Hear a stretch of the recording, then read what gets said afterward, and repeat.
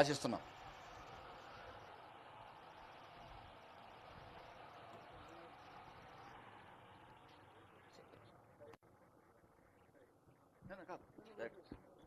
ఇప్పుడు సభను ఉద్దేశించి గౌరవ ముఖ్యమంత్రి గారు మనం చేస్తున్న ఒక కార్యక్రమం.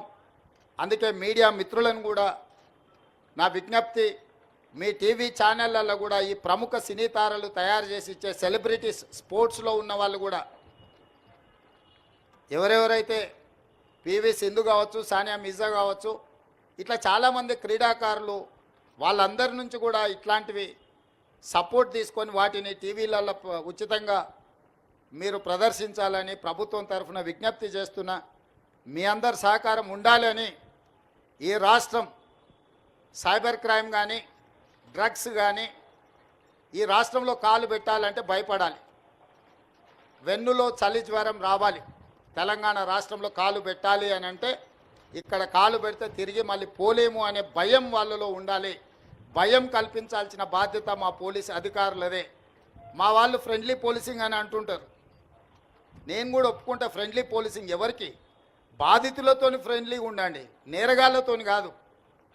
ఫ్రెండ్లీ పోలీసింగ్ అనేది బాధితులు బాధతో పోలీస్ స్టేషన్కు ఫిర్యాదు చేసుకోవడానికి వచ్చినప్పుడు వాళ్లకు కొంత నమ్మకం కలిగించి వాళ్ళు ఏ సమస్య మీద వచ్చిందో కూర్చోబెట్టి మాట్లాడి, బాధితులతో మాత్రమే ఫ్రెండ్లీ పోలీసింగ్ ఉండాలి. ఫ్రెండ్లీ పోలీసింగ్ అనే నెపంతో నేరగాళ్లతో కూడా మనం ఫ్రెండ్లీగా ఉండడం మొదలు పెడితే డిపార్ట్మెంట్ మీద ఉన్న నమ్మకం, విశ్వాసం సలగిల్లుతుంది. కాబట్టి ఫ్రెండ్లీ పోలీసింగ్లో కూడా మీరు ఈ రెండింటికి మధ్యలో ఉన్న వ్యత్యాసాన్ని గుర్తించి అధికారులు కూడా ముందుకు వెళ్ళాలి అని సూచన చేస్తూ మీ అందరి దగ్గర సెలవు తీసుకుంటున్నా. ధన్యవాదాలు మిత్రులారా. ధన్యవాదాలు సార్.